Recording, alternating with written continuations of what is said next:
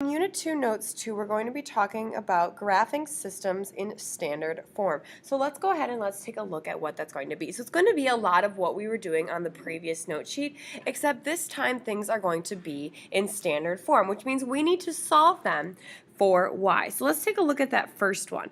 We have 2x minus y is equal to negative 3. So we need to solve that for y. So what I'm going to do is subtract 2x from both sides. And then I get negative y is equal to negative 2x minus 3. Now this isn't completely solved for y because there's still a negative 1 out in front of the y. So what I'm going to do is to divide both sides by negative 1. And then I end up getting y is equal to 2x plus 3. So when I divide by a negative 1, everything ends up becoming positive. So let's go ahead and let's graph that line to start off with. So we're crossing the y-axis at 3. And then my slope was 2, which is the same as 2 over 1. So I'm going up 2 and over 1 and plotting that point. Now I'm going to go ahead and connect that line. So there's my first line. Now I need to solve for the second line. So for the second line, you guys have 8x minus 4y is equal to negative 12. So the first thing I need to do is get that 8x over to the other side. Well, since it's a positive 8x, I'm going to go ahead and subtract 8x from both sides. So then I get a negative 4y is equal to a negative 8x minus 12. Again, I need to solve for y. So what I'm going to do is divide both sides by negative 4 to cancel out that y. So I get y is equal to, now first I'm going to divide negative 8 divided by 4, which is going to give me 2, and then x. And then I'm going to do negative 12 divided by 4, which is going to give me a positive 3. So I end up getting y is equal to 2x plus 3. Well, if you notice, that is what I got earlier. So when I solved them, they both ended up being the same line, and that line is already graphed. So since they ended up being the same line, that means we have infinitely many solutions, or IMS. Next, let's take a look at number 2. We're going to need to solve those each for y. So let's take a look at the first one. So for the first one, we have x minus 2y is equal to 4. So the first thing I want to do is get that x over to the other side. So I'm going to go ahead and subtract x from both sides.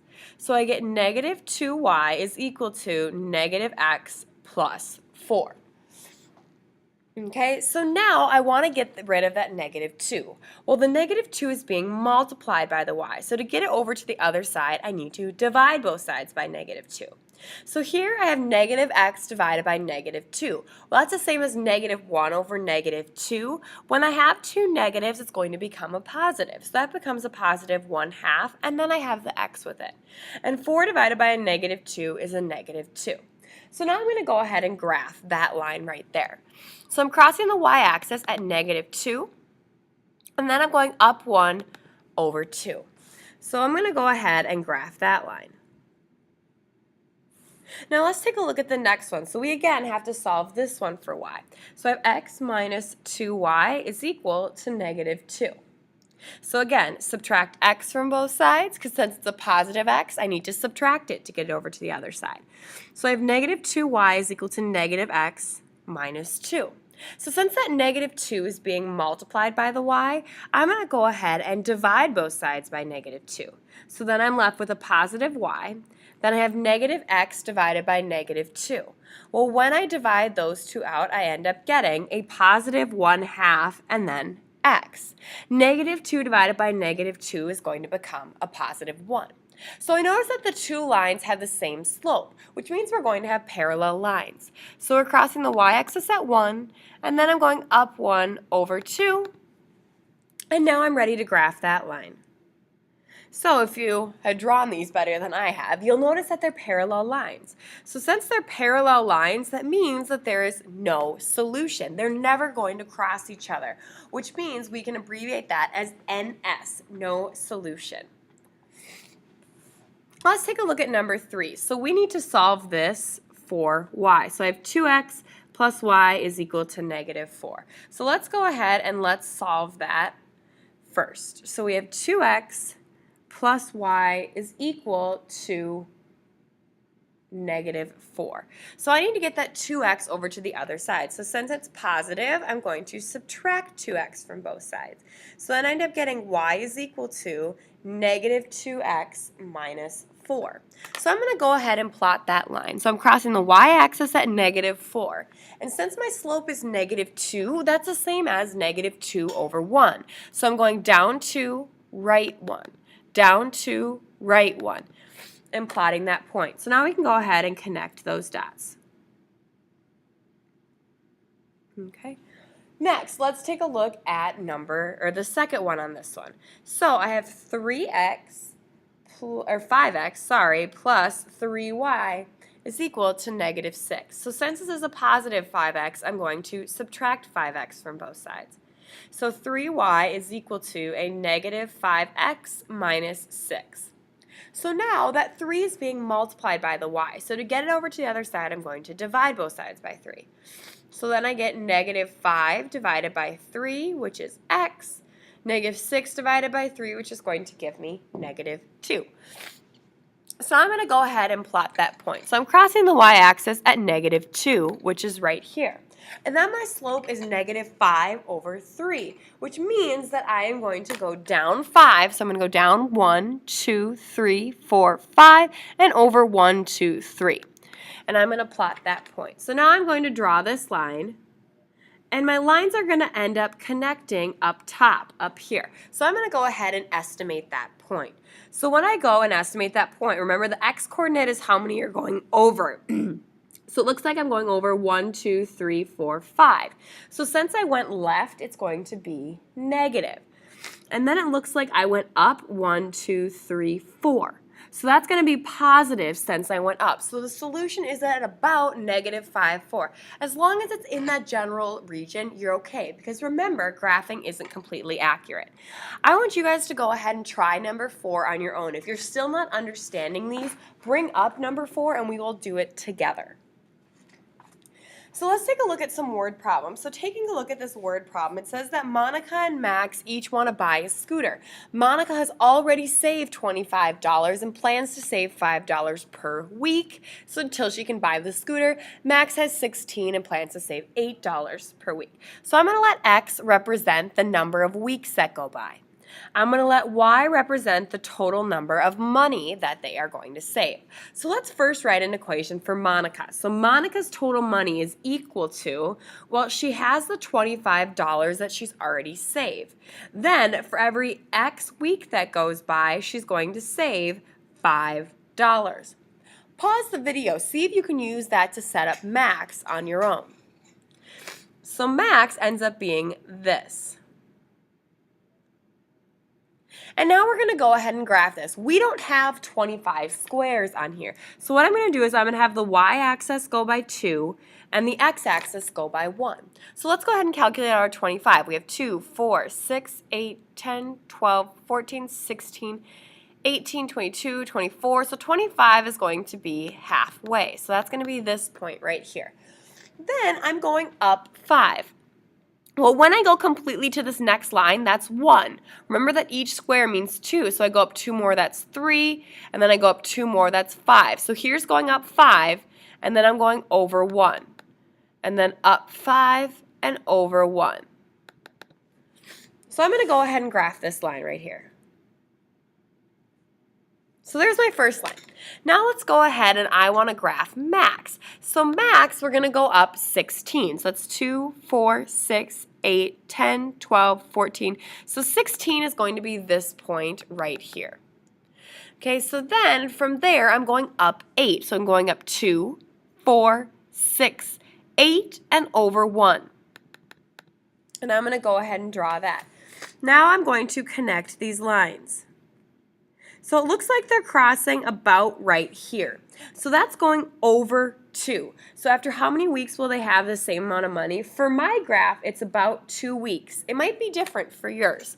So I know that this right here, so here's 25, 26, 28, 30, 32, 34, and so I would say that they've saved about $34. Again, with graphing, it's just your best estimate. So look at your point on your graph. Is it somewhere around there? Hopefully. Now let's take a look at number 6. So for number 6, it says that the number of girls participating in high school soccer and track and field has steadily increased. So we want to take a look and we're going to write an equation, one for soccer and one for track and field, and we're going to figure out when they are the same. So for soccer, I'm going to let X represent the number of years, and Y is going to represent the total number of people that are participating.